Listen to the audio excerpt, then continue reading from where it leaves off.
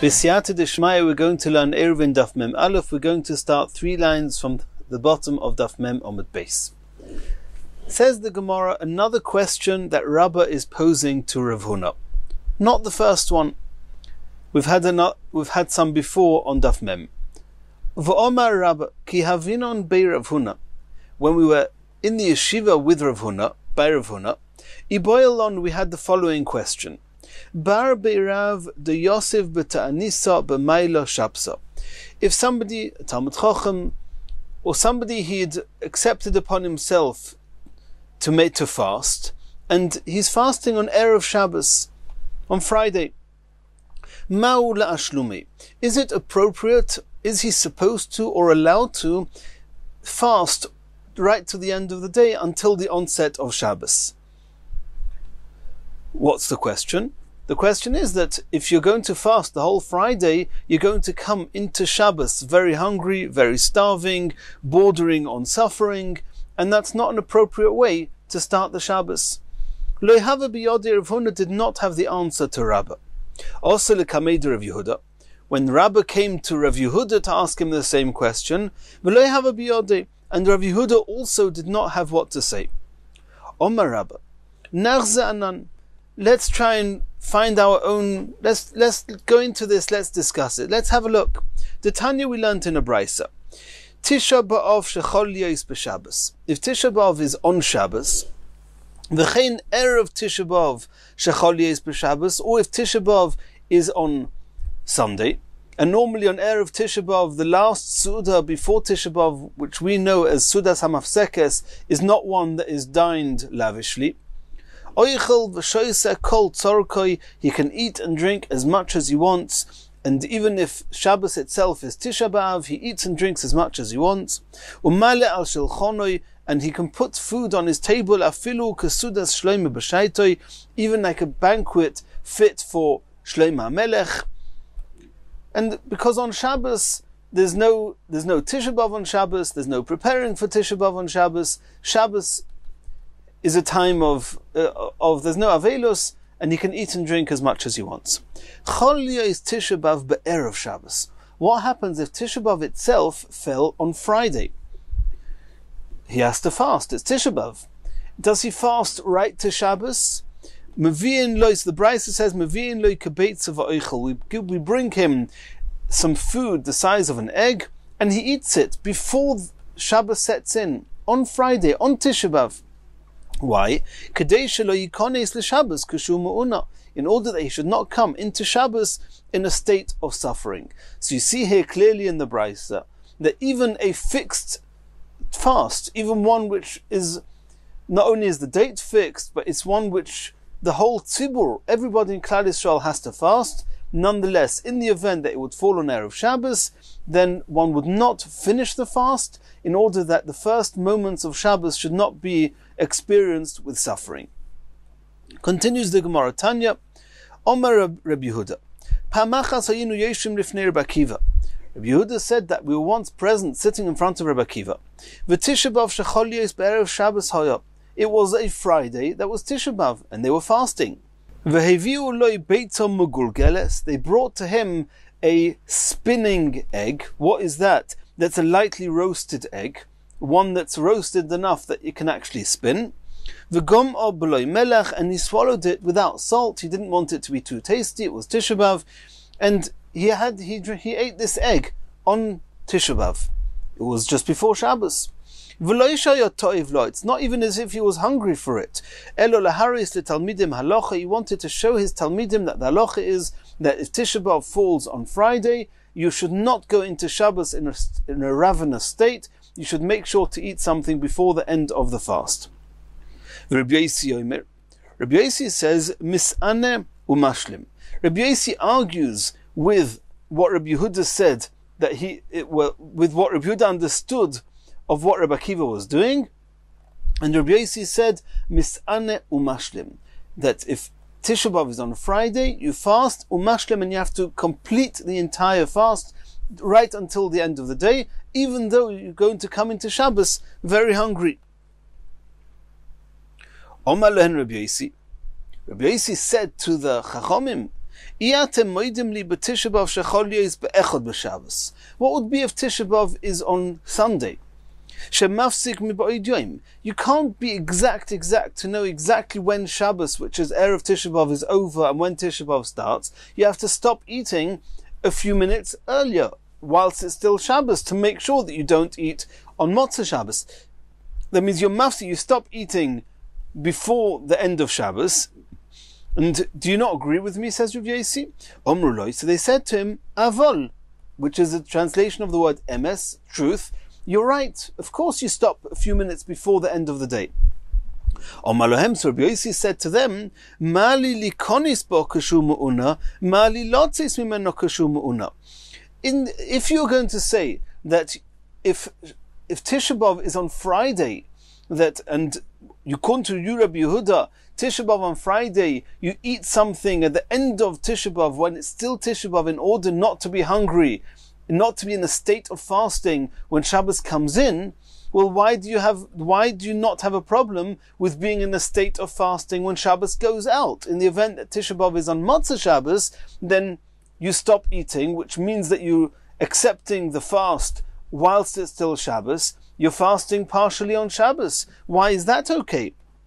And if you agree with me that at the end of Shabbos you can start the fast, then agree with me that you can come into Shabbos in a state of fasting, and therefore if Tisha B'Av is on Friday, there's no reason that you should have to break your fast before the end of the day. That's what Rabbi Yosi was claiming to Rabbi Yehuda. So they said back to Rabbi Yosi, you cannot compare the two.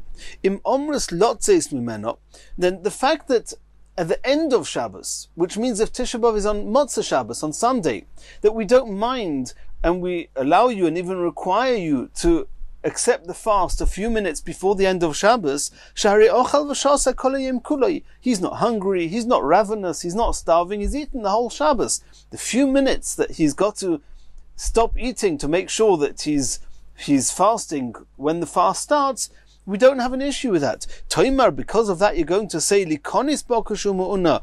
You're going to compare that to a case where you fasted on Friday and you've had a whole day's fast, 24 hours of fasting, and you're coming into Shabbos and the first moments of Shabbos are in a state of suffering.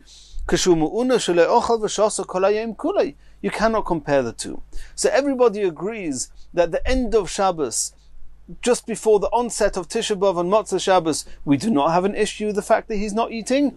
But at the beginning of Shabbos, to receive Shabbos in a state of having fasted the whole day without breaking the fast, that's the Machlekes Rabbi Yehuda and Rabbi Yosi. Rabbi Yehuda, in the name of, and he said that's what Rabbi Akiva did, they would break their fast before the end of Tisha B'Av, and Rabbi Yosi said, Mis'aneh or Mashlim, you keep the fast right to the end. Tosfos actually explains that Rabbi Yosi argued with Rabbi Yehuda in his interpretation of what Rabbi Akiva was doing. They all agreed that Rabbi Akiva ate this egg, this beitza megulgeles, on that Friday afternoon before the end of Tisha B'Av. Rabbi Yehuda assumed it was to teach his Talmidim the halacha that you don't come into Shabbos whilst fasting. Rabbi Yosi said no. Rabbi Yosi says that the halacha is that you have to fast till the end of the day. But Rabbi Akiva was dangerously ill and he was not allowed to fast any longer. He realized he has to eat to preserve his life and his health, and therefore he ate, and not in order to teach the Talmidim that you're not allowed to fast on Friday until the end of the day. Continues the Gemara, V'omar Ula halacha k'Rabbi Yosi. Ula ruled that the halacha was like Rabbi Yosi, that Rabbi Yosi says Mis'aneh or Mashlim, even if Tisha B'Av is on a Friday, you fast right till the end of the day, even though you're going to come into Shabbos in a state of suffering and hunger. Continues the Gemara, Umi of Dinon k'Rabbi Yosi, is the practice, Ula just said the halacha is like Rabbi Yosi, is the practice really like Rabbi Yosi, that Mis'aneh or Mashlim? Or Aminu, this seems to contradict the Mishnah. We saw in the Mishnah in Tainis, Ein goizrin Tainis ala tzibur, you do not, likatchila, in the first place, you do not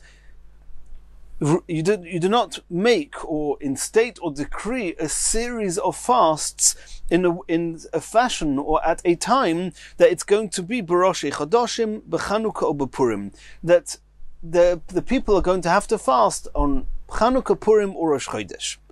If, however, the series of fasts did start, and it happened so to be that one of the fasts that the Chachomim said that they have to fast is either on Chanukah, Purim, or Rosh Chodesh, ein mafsikin. You don't stop the chain, and they can fast even on these days. Divri Reb Gamliel. Reb Gamliel says they can fast, since this is part of a series that the Chachomim of the generation then said this is what the people have to fast for whatever reason discussed in Tainis, then they can fast. Omer Reb Meir. Reb Meir added, Afal Pisha Omer Reb Gamliel ein mafsikin, even though Reb Gamliel says you don't break the series, and they have to fast even if it's Rosh Chodesh, Chanukah or Purim, Moida Hayosh ein mashlimin.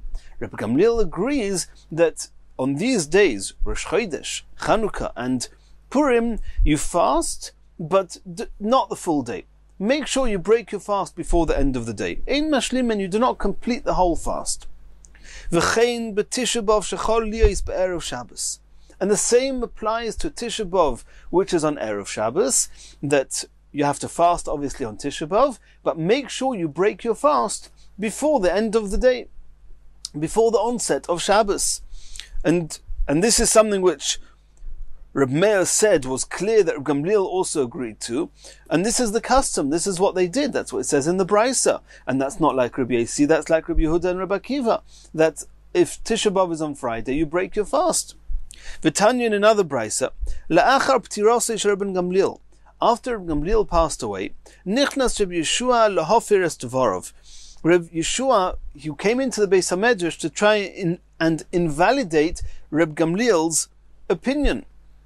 Reb Gamliel said that ein mashlimin, they don't finish their fast. He wanted to change that. And Omar Rabbi Yochanan ben Nuri al Raglov, Rabbi Yochanan ben Nuri at that point stood up, and he said, Chozi ano, it seems to me, the bossa reisha gufa ozil, that the body should follow the head. We had a head, which is Rabbi Gamliel. We've always followed Rabbi Gamliel that you do not fast, you do not finish your fast on Tisha B'Av on a Friday. So you, Rabbi Yeshua, are trying to change that now. We're not accepting that. Kol Yomov Shel Rabbi Gamliel kovanu halacha k'moisei. All the days of Rabbi Gamliel, we ruled like him, that, as Rabbi Meir said in his name, that ein mashlimin. Achshav atam mevakesh levatel dvorav, and now you want to undermine and invalidate his opinion? Yeshua, ein shemim locha, we're not listening to you. Sheklar nikva o halacha k'Rabbi Gamliel, the halacha has been established like Rabbi Gamliel. V'lo hoya odom she'irer bedover klum, and nobody objected to the ruling that we follow Rabbi Gamliel. And Rabbi Gamliel, like we saw before from Rabbi Yehuda and Rabbi Akiva, that if Tisha B'Av is on Friday, you do not finish the fast, not like Rabbi Yossi. So we have a question, how can Ullah say that halacha is like Rabbi Yossi?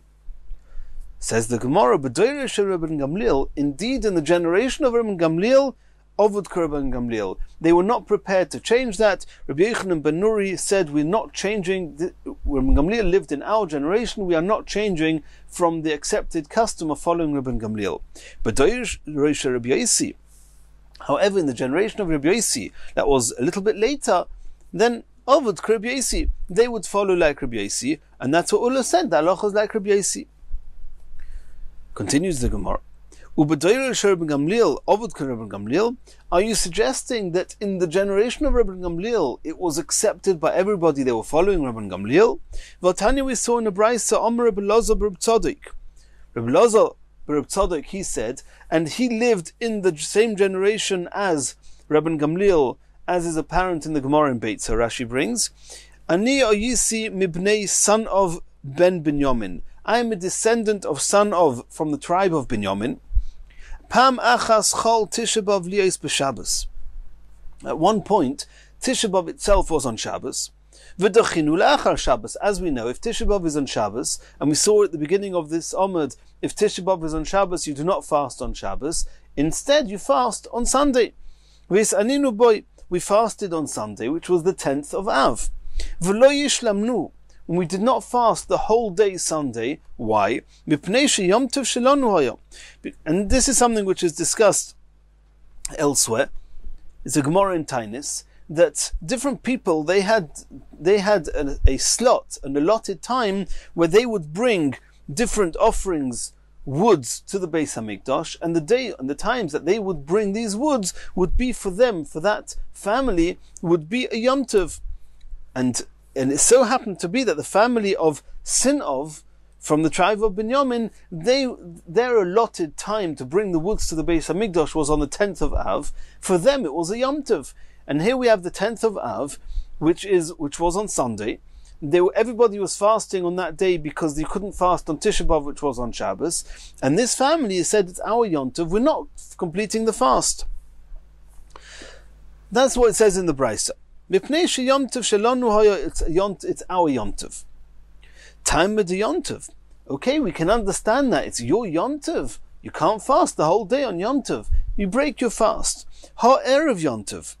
Mashlimin. However, what happens in every other year? Nothing to do with Shabbos. Every year, their Yom Tov was on the 10th of Av. On the 9th of Av, everybody fasted. So every Tisha B'Av was the Erev Yom Tov for them. Were they allowed to come into their Yom Tov in a state of suffering? If they were not allowed to come into Yom Tov in a state of suffering, that means every single Tisha B'Av, this family would have to break their fast at the end of Tisha B'Av, before the end of Tisha B'Av. Time of the Yom Tov, Erev Yom Tov, Mashlimin. You see clearly from here, nobody would have suggested that indeed they break their fast every Tisha B'Av. You see that there's no problem of coming into a fast, coming into a Yom Tov, in a state of fasting. And this is contrary to what we saw before from Rabban Gamliel, that Ein Mashlimin, that you're not allowed to come into Shabbos in a state of fasting, and that would allow you to break your fast Tisha B'Av if Tisha B'Av was on Friday. So here you've got this person, Rabbi Elazar bar Tzadok, in the generation of Rabban Gamliel, and every Tisha B'Av they would fast, even though they would come into their own private Yom Tov, which was the 10th of Av, in a state of suffering. So you see, that's not like Rabban Gamliel. According to Rabban Gamliel, in the same way as one breaks one's fast at the end of Tisha B'Av if it's Shabbos, so too they would break their fast of Tisha B'Av because it's the eve of the 10th of Av, which is a Yom Tov for them. Omer Ravina says there's a fundamental difference between Rabban Gamliel and the case of Rabbi Elazar bar Tzadok. Shani Yom Tov shel Divreim, mitoich shemis'anin boy shois mashlimin boy arviyos. So it's very different. The Yom Tov of these families that would bring the woods to the Beis Hamikdash, the halacha of those Yomim Tovim were that one was allowed to fast for part of the day. They were just not allowed to fast the whole day. So in the same way as you can fast for any amount of time, any hour in the middle of the day, then so too you could fast the first hour of the day, which means that you can come into this Yom Tov, the 10th of Av, which was their Yom Tov, you could come in a state of fasting. Therefore, it's not a problem. However, Shabbos, in the case of Shabbos, Hoyel ve'ein mis'anin boy shois, one is not allowed to fast at all, even just an hour or two on Shabbos. You're not allowed to fast. You don't have to eat the whole Shabbos, but you're not allowed to be in a state of fasting. And therefore, ein mashlimin boy arviyos. Therefore, we have to make sure not to come into Shabbos in a state of fasting. And that's what Rabbi Gamliel said, that the end of Tisha B'Av, if it's Shabbos, make sure you're not fasting. But at the end of Tisha B'Av, which is the 10th of Av, which is this Yom Tov of this family, it's not a problem to be fasting, because those type of Yom Tovs, for these families, they were allowed to fast part of the day. Continues the Gemara. Omar Rav Yosef. Lo yishamir li hashmaita. Rav Yosef says, I didn't hear this quote that Ula said the halacha was like Rav Yossi. Omar le Abaya. Abaya said to Rav Yosef that you, Rav Yosef, unfortunately you're suffering from forgetfulness, which is something we found. Unfortunately, Rav Yosef suffered from that, and often his Talmidim would remind him of the things he had previously said and now forgotten. So Abaya said to him, At Omrus Nialon, you told us that the halacha was like Rabbi Yossi, and I'll even tell you in what circumstances you told us, what we were learning at the time. V'aha Omrus Lahon, the Nialon, you told it to us when we were learning the following. Ein goizrim tainis, we already saw this before. This was a Mishnah in Tainis. Ein goizrim tainis ala tzibur, one does not lekatchila make a series of fasts that the tzibur have to fast, b'rosh chadashim v'chulei. Not on Rosh Chodesh, not on Chanukah, not on Purim. And this was the Mishnah that we saw that we saw before, and the Mishnah continues, but if for whatever reason the series did start, ein mafsikin, they're allowed to fast on those days. Divrei Rabbi Gamliel, and Rabbi Meir said that Rabbi Gamliel said that you're not mashlim. You don't have to finish the fast. You're not allowed to finish the fast if it's Rosh Chodesh, Chanukah, or Purim. V'chein Tisha B'av shechol yis be'erev Shabbos, and the same applies to Tisha B'av, which is on a Friday. You do not finish the fast. That's the Mishnah that Rav Yosef was teaching the Talmidim. V'omrino nalo. And concerning this Mishnah, we saw Omer Rav Yehuda Marav. It was Rav Yehuda. It's important to remember it was Rav Yehuda, and it's important to remember he said in the name of Rav. Zu divrei Rab Meir. That's the opinion of Rab Meir. We saw in that Mishnah that Rab Meir said that according to Rabbi Gamliel, ein mashlimin. Rabbi Gamliel himself just said that if the Chachomim made a series of fasts and one of them happened to be on Purim, Chanukah, or Rosh Chodesh, you're allowed to fast. And Reb Meir said that even though Reb Gamliel said you're allowed to fast, you don't need to finish your fast. Here, Rav Yehuda said in the name of Rav that that's only Reb Meir's opinion, she'omar mishum Reb Gamliel, that he said in the name of Rabban Gamliel. Aval chachomim oimrim, however, Reb Yosi, who Rav Yehuda Marav called Chachomim because he wanted to make it clear that everybody knew that we paskin like this, we rule like this, and that's why he called Rabbi Yosi by the term Chachomim, Oimrim, Mis'aneh or Mashlim. Rabbi Yosi argues with what we saw there from Rabbi Meir in the name of Rabban Gamliel, and he held that on these fasts, you are Mashlim, as we saw before. Rabbi Yosi says that if Tisha B'Av is on Erev Shabbos, you're Mis'aneh or Mashlim. My love, Akulu. Can we not take it for granted that if Rav Yehuda Omar Rav said that the Chachomim who argue with what Rav Meir said, and they say Mis'aneh or Mashlim, that it's talking about all the things that Rav Meir said in the name of Rabban Gamliel, that you do not complete your fast, the Chachomim, namely Rabbi Yosi, holds that you do break that you don't break the fast. You fast till the end. And in what cases was Rav Meir talking about? He was talking about Chanukah, Purim, Rosh Chodesh, and then he added in and Tisha B'Av that was on a Friday. So can we not assume that Rabbi Yosi says that in all those four cases you have to finish the fast? And Rav Yehuda Amar Rav called Rabbi Yosi Chachomim in this context to tell us the halachas like Rabbi Yosi.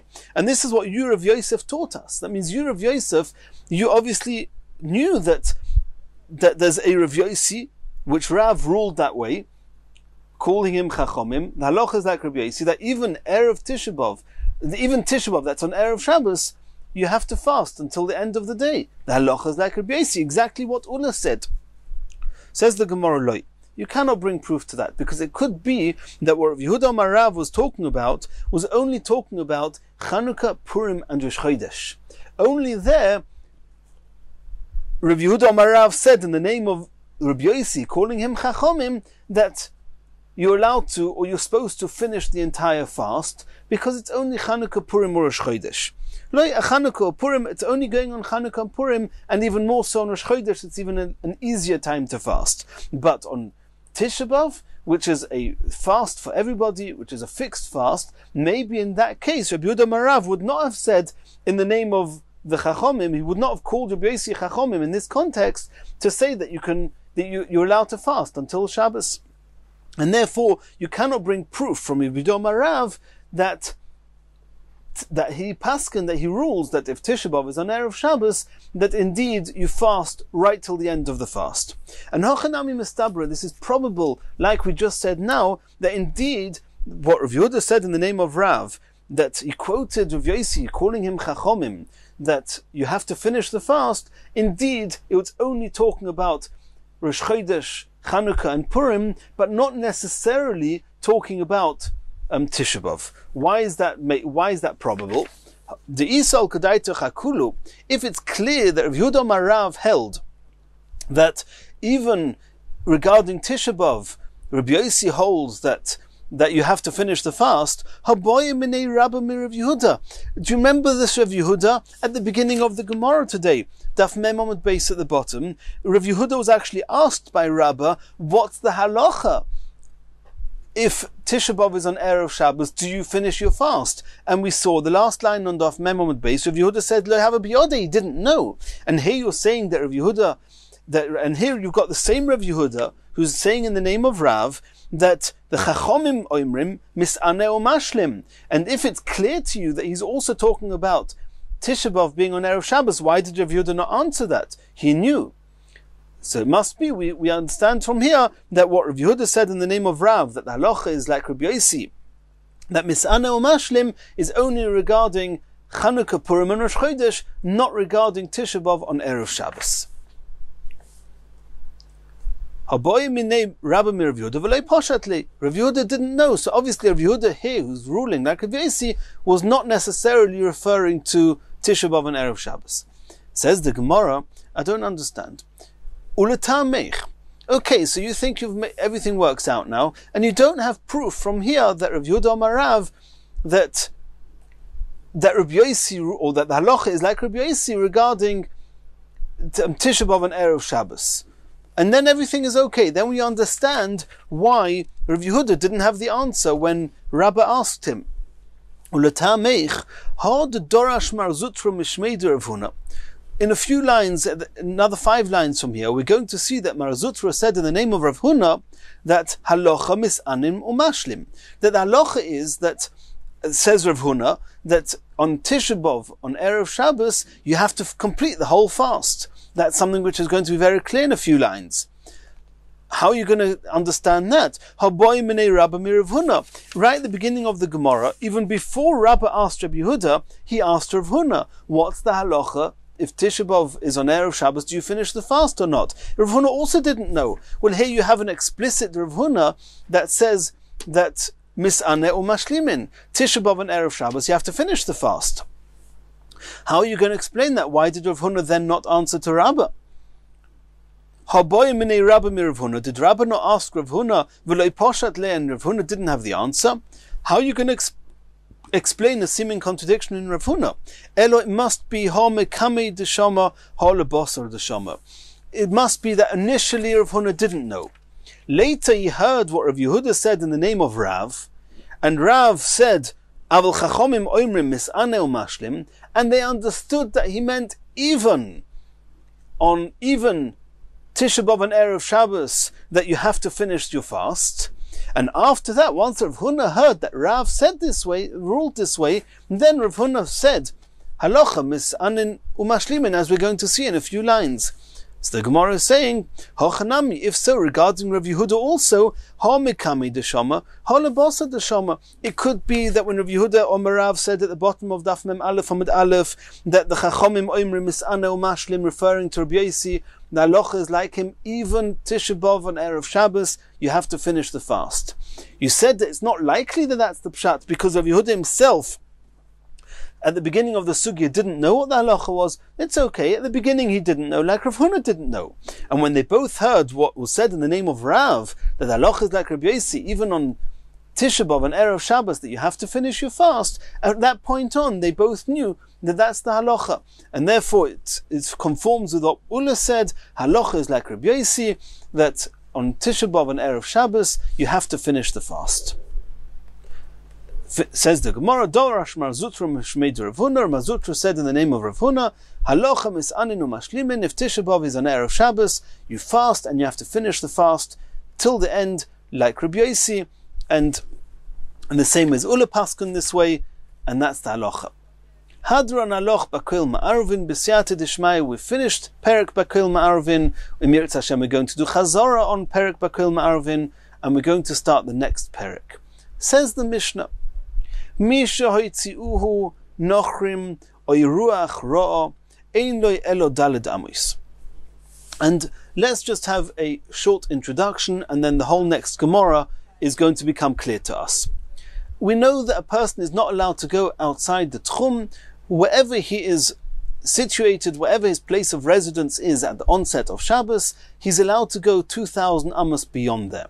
If his place of residence happens to be in a Rishus HaYochid, which is maybe very large, or in a city even, irrespective of whether it's Rishus HaYochid or Rishus HaRabim, but it's in a city, then the whole city is considered like just 4 amos in this context of Tchumin, and beyond the city, we'll learn more about that later on in the Masechta, how you measure it, but beyond the city you can go up to 2,000 amos, and that's it. And this has nothing to do with carrying. This is to do with walking, with going. You're not allowed to go outside your tchum on Shabbos. If somebody did go outside the tchum, then the halacha is, the dry halacha is, he's not allowed to go more than 4 amis. Wherever you land, if for good or bad reasons you're outside the tchum, then wherever you are, you have to stay there till the end of Shabbos. You can move around within 4 amis from where you are, but not more than that. That's the basic halacha of tchumin. Now what we're going to discuss now is there are 2 different options, and the truth is there are 3 different possibilities of how or why a person left the tchum. Either yotza ba'oinus, he left the tchum and he had no choice whatsoever. Somebody dragged him out, pulled him out, we'll soon see. Or he left b'shoigeg, he left by mistake, he didn't realize where the end of the tchum was, he left by mistake. Or he left on purpose, and he was not allowed to do that, but he intentionally went beyond the tchum. Those are 3 different options of leaving the tchum. And for the first sugya here, we're going to just be discussing till the end of this, till almost the end of the Amud. We're not going to be discussing shoigeg. We're going to be discussing either mezid, deliberately leaving the tchum, or oinus. Now, once you're out of the tchum, there's 4 different options, and they have halachic ramifications. Number 1, you're out of the tchum. What now? And that we said, you can go daled amis, not more than that. How about if you came back into the tchum? You're not allowed to come back into the tchum, because once you're out of the tchum, you're not allowed to go more than 4 amis. What happens if you came back into the tchum? What happens now to the halachas? So there's 3 different possibilities of how you came back to the tchum. Either you came back ba'oinus, we'll soon see, somebody forced you back into the tchum, or you came back b'shoigeg, which is something we're going to see later on in the sugya, or you came back b'mezid, you deliberately, even though you knew you were not allowed to come back into the tchum, you went back into the tchum. Which means that there's, as we said, there's 3 different ways of leaving the tchum: oinus, shoigeg, or mezid. And then after you've left the tchum, there are 4 options. Either sheloi bim koimoi, which means you stay outside the tchum. What are your halachas outside the tchum? Or bim koimoi, which means you came back into the tchum in one of 3 ways, either b'mezid, or b'shoigeg, or b'oinus. And those are all the options, and we're going to discuss them now. Says the Mishnah, Mi shoitziuhu nochrim, if goyim took a person and dragged him outside the tchum, or if some evil spirit deranged this person, he lost his mind and he left the tchum, that's considered oinus. Even though he left the tchum ba'oinus, he didn't want it, he didn't choose it, it was not voluntary, he only has 4 amis, that's the halacha of tchum. Obviously, if it's pikuach nefesh, and we'll soon see there might be other cases when he can come back into the tchum, but technically speaking, that means the dry halacha is you have to stay in those 4 amis. Hichziruhu, that means if not only it was yotza ba'oinus, but he came back in ba'oinus, hichziruhu, if those goyim that forced him out of the tchum now forced him back into the tchum, so he's back b'mekoymoi, he came in ba'oinus, ki'ilu lo yotza. It's as if he didn't leave the tchum, and he can go around the whole 2,000 amis, and he can, if he's in the city, he can go wherever he wants. If these goyim, they took this person out of the tchum, but they didn't leave him in the middle of nowhere. They dragged him outside the tchum to another city. Or nosnuhu badir oy besahar, they put him into a type of a pen, a type of an enclosure which is fit for animals, but either way it's an enclosure, and that's why they left him. In these cases, there's a machleikus. Rabbi Gamliel, Rabbi Elazar ben Azariah oimrim mahalech es kula. You're not back in your tchum, you've left your tchum, and now you only have daled amis. But since they forced you into this area, into this enclosed area, or into a city, then Rabbi Gamliel and Rabbi Elazar ben Azariah says you can walk around anywhere you want in the city or in the closure in this dir or sahar. Rabbi Yeshua and Rabbi Akiva, they argue with Rabbi Gamliel and Rabbi Elazar ben Azariah, and they say, you're outside the tchum. The halacha is that if you go outside the tchum, even if you're in a reshus hayochid, even if you're in an enclosure, even if you're in a city now, you're not allowed to walk beyond the 4 amis that you're in now. So that's a machlekes. That means the machlekes is in a case where yotza ba'oinus and loy chazar. He didn't come back to his tchum. He's outside the tchum. If he came back ba'oinus, that was the first case we saw in the Mishnah, yotza ba'oinus and chazar ba'oinus, it's ki'ilu lo yotza. Those are the 2 halachas we've had so far. Again, yotza ba'oinus v'chazar ba'oinus ki'ilu lo yotza, yotza ba'oinus and he didn't come back, you only have daled amis. If the yotza took you to a place which is an enclosure, that was a machlekes, whether you only have the 4 amis or if you can walk around the entire enclosure. Continues the Mishnah. Maisa shebo miplandarsin, that they came from this place called Plandarsin, vefliga sfinosom bayom, and they had not intended starting their journey on Shabbos. But hifliga ba'oinus, the ship just drifted away from the shore into the sea outside, beyond the tchum, beyond 2,000 amis. So that's called a yotza ba'oinus. Rabbi Gamliel, Rabbi Elazar ben Azariah holchu es kula. Rabbi Gamliel and Rabbi Elazar ben Azariah, they held that they could walk around, since they were in a ship, and the ship itself was a reshus hayochid, they could walk around the whole ship, even though they had now left their tchum. Rabbi Yeshua and Rabbi Akiva lo yizozu midaled amis. And Rabbi Yeshua and Rabbi Akiva, they didn't want to go out of their daled amis, and these opinions seem to conform with what we saw before, that if somebody leaves the tchum ba'oinus and he's now in a place that's enclosed, then we saw that Rabbi Gamliel and Rabbi Elazar ben Azariah says you can walk around the entire enclosure, and they did that on this boat. And Rabbi Akiva and Rabbi Yeshua say, so on this boat, they did not want to go around the boat. And then the Mishnah adds in, they wanted to be stringent on themselves, and therefore they didn't go out of Daled Amis on this boat. And we're going to see on Daf Mem Gimel Amud Beis that what it means. It seems that it was just a chumrah, it was a stringency. It seems that they held that you're not allowed to go outside the Daled Amis, not just a stringency they took upon themselves. We'll see that in the Gemara later. Continues the Mishnah. Pam achas lo nichnasu lenomil ad shechashecha. They were at sea, and they came to shore, they came to land after it was already night, after it was Shabbos already. Amru lo Rabbi Gamliel, so the people on the boat asked Rabbi Gamliel, Ma onu leirid, are we allowed to disembark? This is outside the tchum, it's way beyond the tchum. During Bein Hashmoshes, they were more than 2,000 amis away from the land. And now they're not allowed to travel this far. The boat came to the shore. It's outside where they were at the onset of Shabbos, outside their tchum. Are they allowed to disembark? Omar Lohen, Reb Gamliel was very forward thinking, and he responded to them. He said, Mutorim atem, we can all disembark. Shekvar yisi mistakil.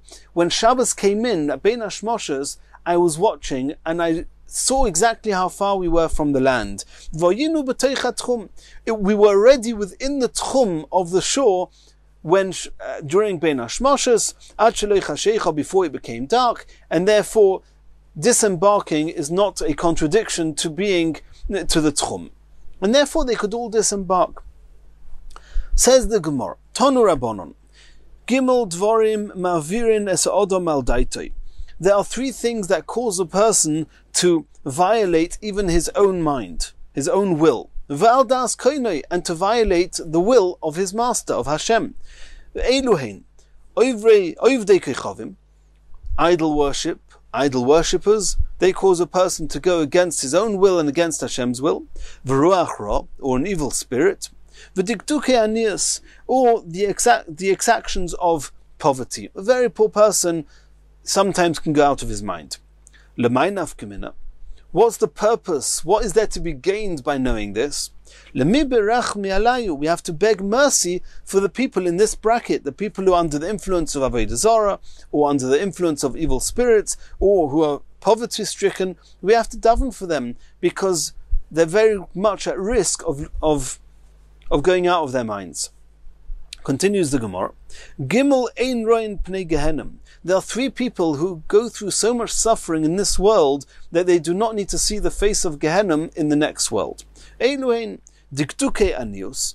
People who are under the exactions of poverty, that they suffer a lot from poverty.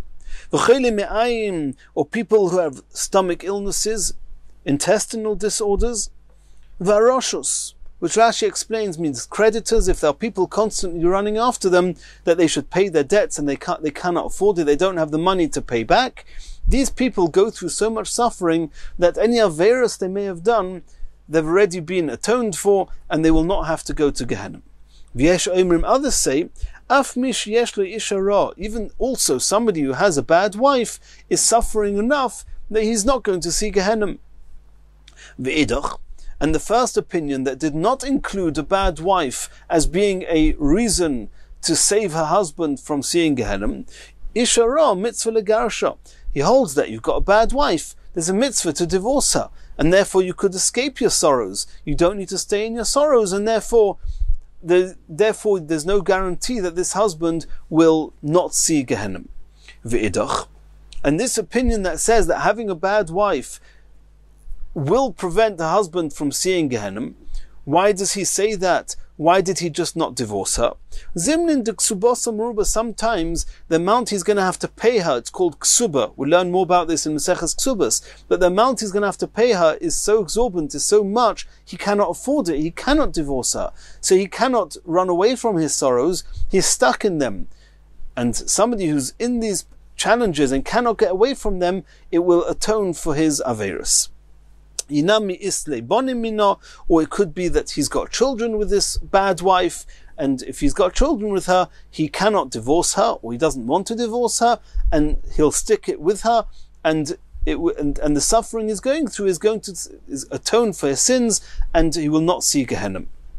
These are reasons why he cannot divorce her, and therefore he will keep her, and it will save him from Gehenna.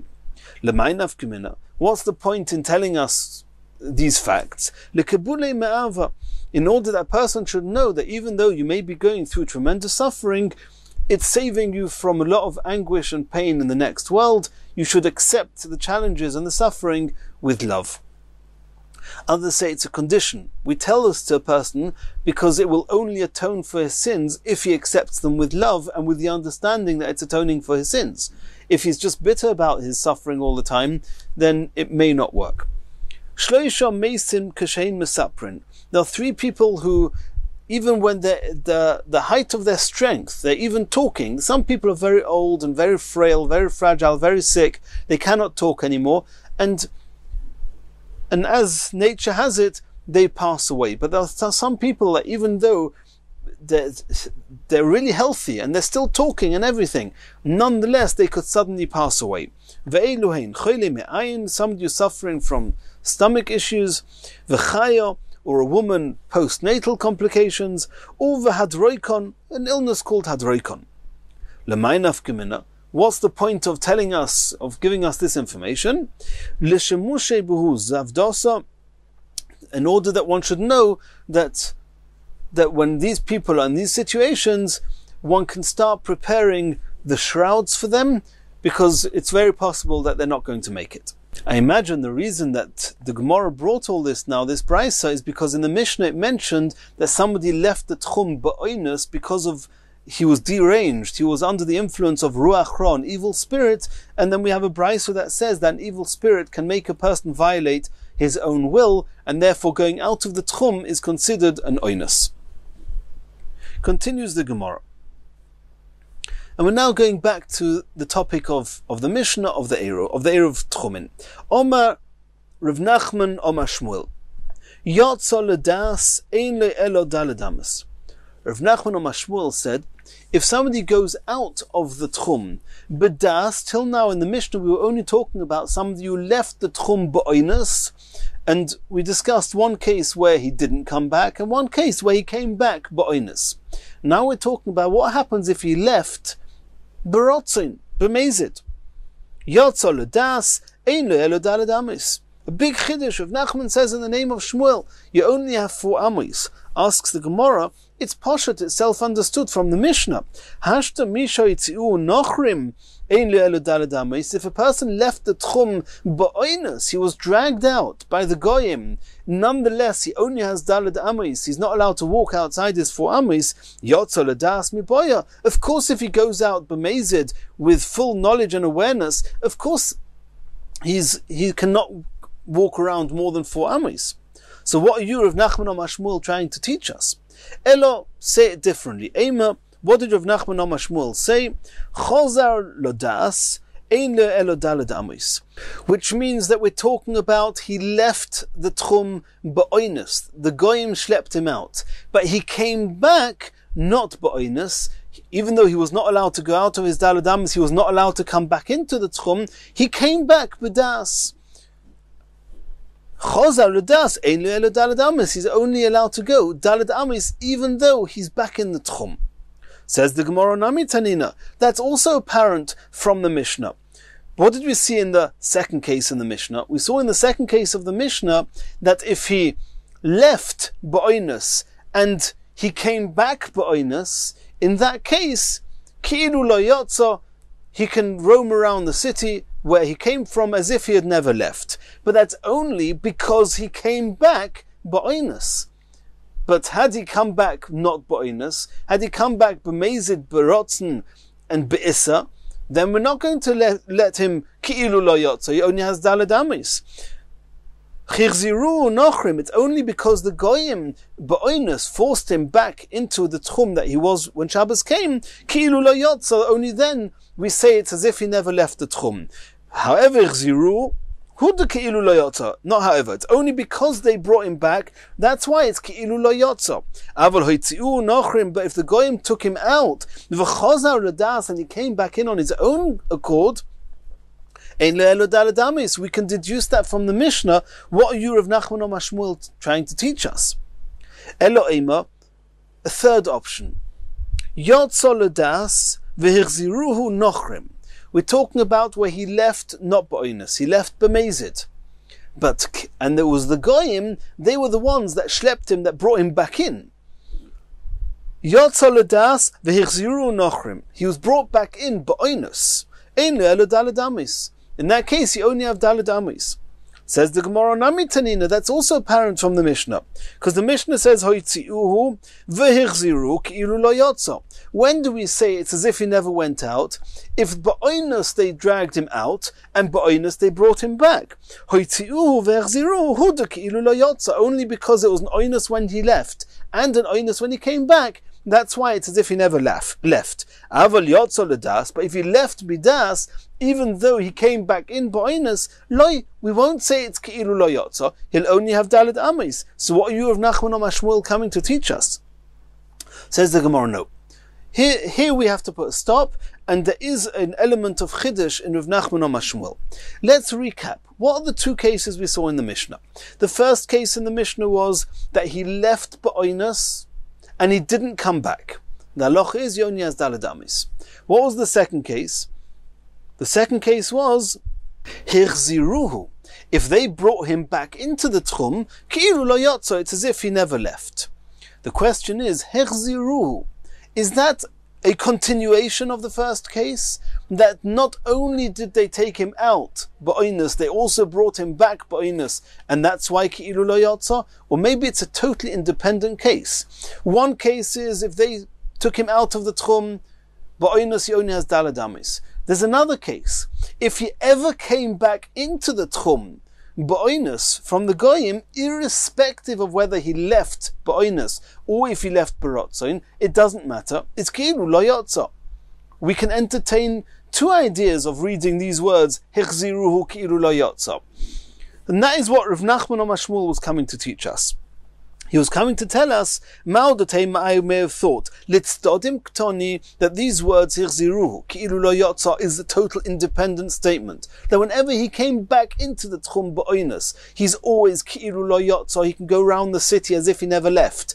And irrespective of when he left Ba'oinus or he left Baratzain, and we would then understand the Mishnah as follows. Misha itzuhu nochrim. If the Goyim took him out ba'oinus, v'chozar l'das, and he came back b'das, not ba'oinus, then ein le'elo daladamis, he'll only have daladamis. Aval yotzo l'das, but in a case where he left b'das, he left b'mezid, v'hichziru nochrim, and the goyim brought him back ba'oinus, ki'ilu lo yotzo, maybe in that case is what the Mishnah says, ki'ilu lo yotzo. Komash malon, that sort of Nachman or Mashmud is coming to teach us that in this case, he only has Daled Amis. Since he left B'mezid, even if he came back in Ba'oinus, he only has Daled Amis. The only case where you do not have Daled Amis and you can go round as if you never left is if you also left Ba'oinus and you also came back Ba'oinus. In that case, it's Ki'ilu Lo Yotza. Continues the Gemara. Boy minei mi Rabba. They asked Rabba the following question. What happens if a person is outside the Tchum? Let's say the Goyim forced him out of the Tchum. And now he's only allowed Daled Amis. He's not allowed more than that. But he needs to relieve himself. He needs to find himself a private place where he can relieve himself. He has to leave his Daled Amis. What's the halacha? Mau. Omalohem. So Rabba answered back, when it comes to human dignity, human respect, then it overrides the mitzvah min ha-Torah of listening to the Chachomim. And since it's the Chachomim that said he's not allowed to go outside the Daled Amos if he left the Tchum, for the sake of human dignity, human pride, the Kvod HaBriyos, he's allowed to go out of his Daled Amos.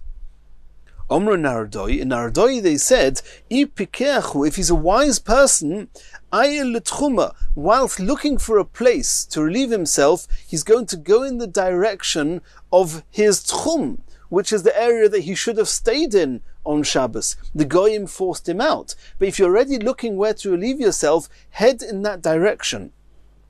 And if you cannot find a place to relieve yourself before you re-enter your original Tchum, kiven de'ol, once you're back into your Tchum, then it's as if you never left the Tchum, because you left the Tchum initially ba'oinus. Now it's true that the Goyim are not the ones who ba'oinus forced you back in, but your need to relieve yourself and your permission to go outside your 4 amos to find a place to relieve yourself compares you to coming back in ba'oinus. And we saw before, if you leave ba'oinus and you come back ba'oinus, ki'ilu lo yotzo, it's as if you never left. Continues the Gemara, Omer of Papa. And now we're continuing in the same theme that we've learned till now, but there's one little detail. Number one, we're going to add in Shogeg. Till now we only had B'das, which is Mezid, or Ba'oinus, if the Goyim or Ruach Ra, and he left Ba'oinus. Now we're going to introduce the concept of Shogeg, that he left or came back by mistake. Another thing we're going to introduce now is the concept of a person's utensils, his belongings, his food items, anything that belongs to a person, then those items are not allowed to leave the Tchum. That means the Tchum that a person's belongings are allowed to go on Shabbos have exactly the same boundaries as its owner's own Tchum. Omer of Papa, Peiros sheyotzu chutz letchum. If somebody intentionally took the fruits, and let's assume that it's the balabais, it's the owner of the fruits, intentionally took his produce, his fruits, outside of the tchum. V'chazru, and then he intentionally brought them back in, which means he was yotza b'mezid and hichzer b'mezid. Rav Papa is saying a bit chiddush. Afilu b'mezid lo hifsidu es mekoymon.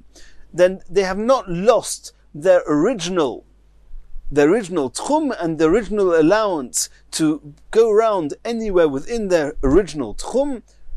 even though they were taken out of the tchum b'mezid and they came back b'mezid. Why? Mai tama anusim ninu. These poor apples, they had no choice. They couldn't stop themselves being taken out. The owner taking out the apples is no different to a goy taking a yid out. They were forced out by the owners. And when they were brought back in, it's an mazid on the part of the owners. But these poor apples, they were brought back into the tchum b'oinus. Therefore, we said before, somebody who leaves b'oinus and comes back b'oinus, ki'ilu lo yotza. That was the chiddush of Rav Papa. Eisvei Rav Yosef bar Shmaya le Rav Papa. Rav Yosef bar Shmaya is going to ask against Rav Papa from a brisa. And before we see the brisa, and this is going to take us to the middle of the next Omid, to the end of the sugya, before we see it inside, let's just introduce what we're going to come up with now. We're discussing fruits. If fruits were taken out of the tchum, b'mezid, everybody agrees that when it's shaloi bim koimon, which means they are still outside their tchum, everybody agrees you're not allowed to eat them, you just have to leave them till the end of Shabbos. The Tanna Kama is going to hold that, and Reb Nechemia is going to hold that. We'll soon see these opinions inside. It's going to be, everyone is going to agree with that. If they were taken out of the tchum b'shoigig, by mistake, then there's going to be a machlokas between the Tanna Kama and Reb Nechemia. Tanna Kama are going to say, since the fruits left, they were taken out, whoever took them out by mistake, not b'mezid. It was done b'shoigig, by mistake. The Tanna Kama say, you're allowed to eat them, you cannot bring them back into the tchum, but you can eat them where they are. And Reb Nechemia is going to argue and is going to say you're not allowed to eat them. That's all regarding the fruits that were taken out of the tchum, and they are now shaloi bim koimon, which means they are outside the tchum. If you took them out b'mezid, everyone agrees you cannot eat them. If you took them out b'shoigig, it's going to be a machlokas. In the event that there's another machlokas, or another discussion, what happens if the fruits were brought back? First, till now we discussed if the fruits left b'shoigig or the fruits left b'mezid. If they left b'mezid, you're not allowed to eat them. If they left b'shoigig, it's a machlekas. What happens if they're back in the tchum? They're now called bim koimon. And then here again, we can differentiate between whether they came back b'shoigig or if they came back b'mezid. If they came back b'shoigig, irrespective of whether they left b'mezid or they left b'shoigig, if they came back b'shoigig, whoever brought them back by mistake, everybody agrees that you can eat them, and it's as if they never left the Eruv, as if they never left the Tchum. Everyone agrees with that. The question is going to be, if they came back in b'mezid, what's the halacha then? Do we say, now they're back b'mekoimon, they're back in the Tchum, it's as if they never left? Or do we say, no, just a minute. If they came back into the tchum b'mezid, then you're not allowed to eat them. That's going to be the question. We saw Rav Papa. Rav Papa says clearly that even if they left b'mezid and they came back b'mezid, that it's ki'ilu lo yotzo, he says. He says it's because they were anusim. And you're allowed to, it's as if they never left. That's Rav Papa. But we're soon going to see a discussion whether, if they came back b'mezid, where there's going to be a machloikus in the Gemara, or discussion in the Gemara, whether the Tanoim, the Tanna Kama, and or Reb Nechemia, whether they agree that if they came back b'mezid, that it's as if they never left, or if they say no. Since they came back out from outside the Tchum, it's an Issa, it came back in b'mezid, you're not allowed to eat them. That's going to be a discussion. In the event that we don't find a Tana that holds like Rav Papa, it's going to be a big question on Rav Papa. If we find any Tana that holds, like Rav Papa said, that if they, even though they left b'mezid and they came back b'mezid, it's as if they never left, then Rav Papa has a Tana behind him. But if all the Tanoim are going to say that only if it came back b'shoigeg, it's as if they never left. But if it came back b'mezid, then you're not allowed to eat them. If all the Tanoim hold that, it's going to be a big question against Rav Papa. Let's see this inside. Esei Rav Yosef bar Shmai or Rav Papa. Rav Yosef bar Shmai is going to ask from this brayso on Rav Papa. Reb Nechemya, Reb Eliezer ben Yaakov Oimrim, they both hold La'olam asurin, these fruits are always asa, Achi yachziru lemekoymon shoygigin, until they, two things. Number one, they come back in. All the while that they're out, it doesn't make any difference to us if they left b'mezid, if they left b'shoygig. All the while the fruits are not in the tchum, in the original tchum, it's asa. You're not allowed to eat them. You're not allowed. It's asa. If it also came back in the tchum and it came back b'shoygig by mistake, b'shoygig in b'mezid lo. If it came back b'shoygig, then you can eat them. Then it's as if they never left the tchum. So this is clearly not like Rav Papa. Rav Papa says that even if they came back in b'mezid, it's as if they never left. So we have here two Tanoim, Reb Nechemya and Reb Eliezer ben Yaakov, who both say not like Rav Papa. That's not very good for Rav Papa. Answers the Gemara Tanoi. It's a machlekes Tanoim.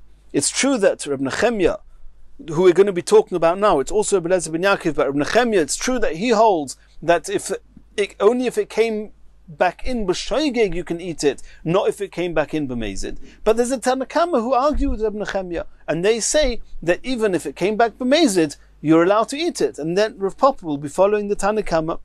But that's going to be a big discussion if indeed there is such a Tanakama. The Tana we saw in the Brisa. Peiros sheyotzu chutz letchum b'shoygig. And this is the first part of the discussion. If the fruits left the tchum b'shoygig by mistake, yoichlu, you can't bring them in. But the Tanakama say, yoichlu, you're allowed to eat them. B'mezid, if they left the tchum intentionally, b'mezid, lo yoichlu, you're not allowed to eat them. That's the Tanakama. Talking about leaving the tchum and they are still outside the tchum. Reb Nechemya Omer. Here Reb Nechemya says some ambiguous words. He says, b'mekoymon yoichlu. You're only ever allowed to eat these fruits if they are in their original tchum. Shaloi b'mekoymon, but all the while that they are outside their original tchum, lo yoichlu. You're not allowed to eat them. The Tanakama say that if they left b'shoygeg, you're allowed to eat them outside the tchum. Reb Nechemya says outside the tchum, it's called shaloi b'mekoymon, you're not allowed to eat them.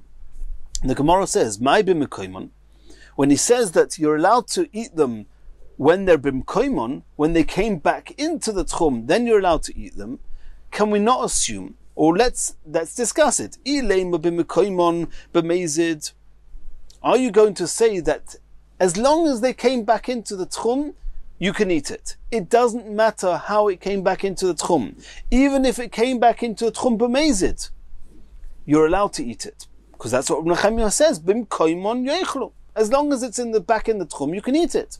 So you see clearly that according to Nechemya, if it came back b'mezid, you're allowed to eat it. That can't be. It's a contradiction to what we saw 2 minutes ago from Reb Nechemya, that you're only allowed to eat it if it came back b'shoygeg.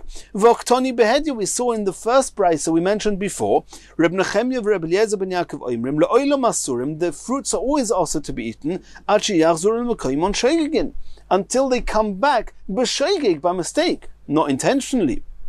B'shoygeg in, b'mezid lo, if they came back into the tchum b'mezid, in that case, Reb Nechemya will say you're not allowed to eat it even though it's b'mkoymon.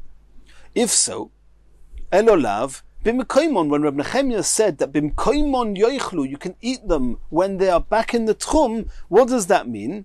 B'mkoymon means b'shoygeg, if it came back in b'shoygeg. And if so, if what Reb Nechemya is responding to the Tanakama is, because the words of the Tanakama seem to be, the fruits that left the tchum b'shoygeg, you can eat them outside the tchum. The fruits that left b'mezid, you cannot eat them.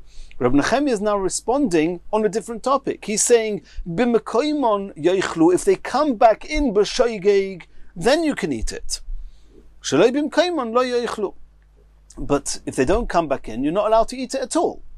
Which we know that's Reb Nechemya's opinion. But the fact that Reb Nechemya responded to the Tanakama by saying, b'mekoymon yoichlu, that when they come back in, you can only eat it if it's b'shoygeg, it seems that the Tanakama themselves didn't hold that way. V'chisure mechsera, we have to read into the Tanakama a little bit more than it says in the original text. This is what we have to read. If the fruits left the tchum b'shoigeg and they're still outside the tchum, yoichlu, you can eat them there. That we know is the opinion of the Tanakama. B'mezid, if they left the tchum b'mezid and they're still outside the tchum, lo yoichlu. We know that's the opinion of the Tanakama. And here's what the Gemara is adding in. B'ameh devarim amurim. When is it true that if they left b'mezid, you cannot eat them? Is only shaloi b'mkoimon. It's only if they are still outside the tchum. If they left b'mezid and they're still outside the tchum, you're not allowed to eat it. Aval b'mkoimon, but if you bring them back into the tchum, afilu b'mezid, even if you bring it back into the tchum b'mezid, yoichlu. As long as they're back in the tchum, you're allowed to eat it. And that's all part of that's the Tanakama. And on that, Reb Nechemia is responding and saying, afilu b'mkoimon, even if you bring it back into the tchum, nami b'shoigeg in b'mezid loy, it's only allowed to be eaten if it came back in b'shoigeg, not if it came back in b'mezid.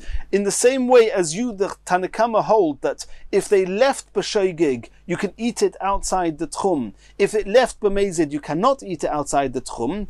Then I don't agree with that, says Reb Nechemia. I agree that if it's outside the tchum, you can never eat it. But the same way as you, Tanakama, made the difference between shoigeg and mezid regarding when it left and it's still outside the tchum, I'm saying the same when it comes back in. That if it came back in b'shoigeg, then you can eat it. If it came back in b'mezid, you cannot eat it. So what do we see from here? We see there's an explicit Tanakama that holds that if it came back in b'mezid, even though it left b'mezid, if it came back in even b'mezid, you're allowed to eat it. Reb Nechemia argued, but Tanakama say that b'mezid, even if it came back in b'mezid, you can eat it. So then that's an opinion that Rav Papa can be following, and that's what the Gemara meant when it said Tanoihi. You asked a question that Rav Nechemia is arguing with Rav Papa in that first brisa. The answer is you're right. Rav Nechemia does argue with Rav Papa, but Rav Nechemia has a Tanakama who argues with him, and Rav Papa is following those Tanakama. Says the Gemara, Loi, you do not have such a Tanakama. No. How are we learning it? B'mezid b'mkoimon dekule almaloi pligi de'asa. It could be that the way we can learn this whole brisa is that if it came back in b'mezid, even the Tanakama will agree to Reb Nechemia that you cannot eat it. So what's the argument between Reb Nechemia and the Tanakama? V'hacha b'shoigeg shaloi b'mkoimon pligi. They're only arguing when it left the tchum. It's shaloi b'mkoimon, it did not yet come back, and it left b'shoigeg. Tanakama sova, the Tanakama hold b'shoigeg shori shaloi b'mkoimon. The Tanakama hold, as we saw, the last line of Mem Aleph Amud Beis, Peiris sheyotzu chutz l'tchum b'shoigeg yechlu. If they left the tchum b'shoigeg, you're allowed to eat them outside the tchum. Tanakama sova b'shoigeg shori shaloi b'mkoimon. Reb Nechemia sova. Reb Nechemia comments and says b'mkoimon yoichlu. They have to come back in. Shaloi b'mkoimon lo yoichlu. If it's shaloi b'mkoimon, if it's outside the tchum, you're not allowed to eat them, even if they left the tchum b'shoigeg. Afilu b'shoigeg, even if they left b'shoigeg. B'mkoimon in. Shaloi b'mkoimon lo.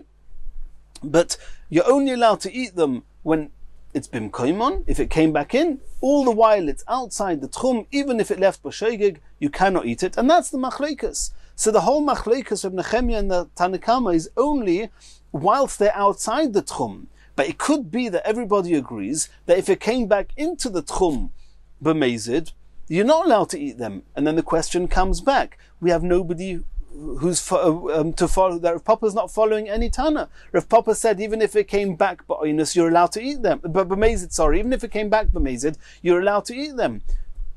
As the way we're explaining this brisa now, we have nobody behind Rav Papa. Says the Gemara, no. V'hamidik tani sefer. Let's get back to what the Gemara calls the sefer, but it's that first brisa that Rav Yosef Bar Shmaya first quoted against Rav Papa. From the term there, what does it say?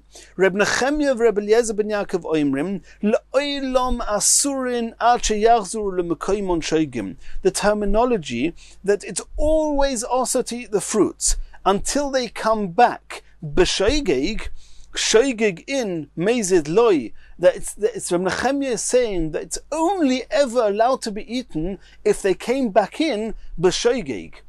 from that term, Reb Nechemia didn't just say that b'mekoimon it's mutter, shaloi b'mekoimon is asa. He said it's only ever asa if it came back b'shoigig, and it seems to be something unique to Reb Nechemia. Michlal de Tanakama Sovar, b'meizid namishori. It seems from the term, from the phrases of that brisa, that only Reb Nechemia who actually needs and has this condition that you can eat the fruits only if it came back in b'shoigig. It seems that the Tanakama, those who argue with Reb Nechemia, they hold that even if it came back not b'shoigig, it came back b'meizid, you're also allowed to eat it. Shma mina. So then we have it seems from the brises that the Tanakama hold that if it came back b'meizid, you're still allowed to eat them. And this is the same as what Rav Papa said. So there's no question on Rav Papa. How's he arguing with Reb Nechemia? The Tanakama are whole saying the same as what Rav Papa is saying. And the Mirza Hashem in the next shiur we're going to continue from here.